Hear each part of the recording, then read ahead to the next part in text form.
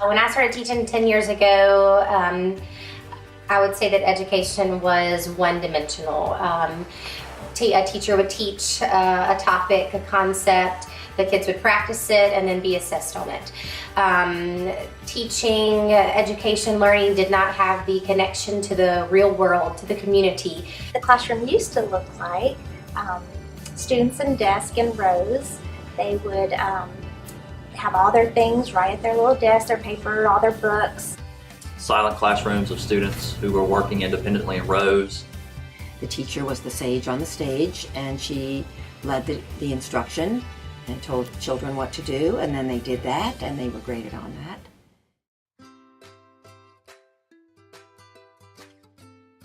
So nowadays, if you were to walk in my classroom, I've done away with the desk. I have tables instead. I have small areas where the kids can leave their table and meet up with other students to work. Today in my classroom, education is inquiry-based. My students are in charge of their own learning. They're taking ownership over their own learning. They keep up with what they're learning through their ICANN statements, their data folders, rubrics, our essential and content questions.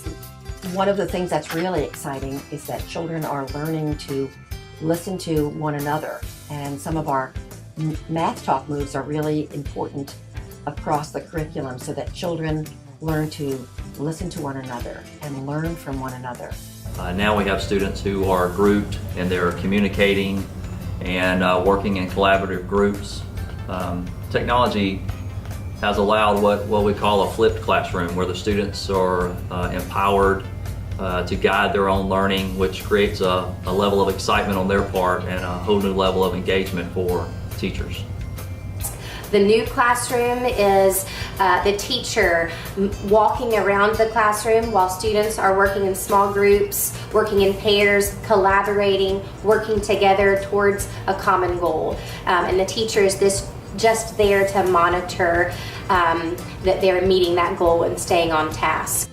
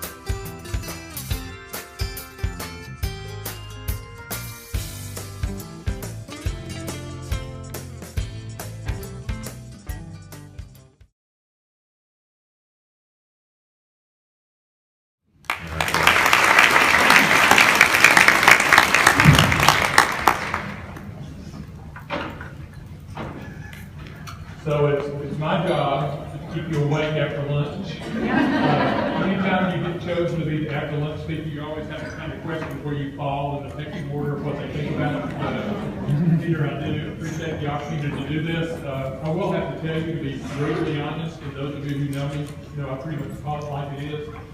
I'm so blown away by the session that I sat in this morning. I told him when I finished I could retire today and go home and be happy, knowing that what we've been talking about for the last 3 years is alive and well, and at least in school that I heard about this morning, Gulf Shores Elementary School. Guys, stand up. I am.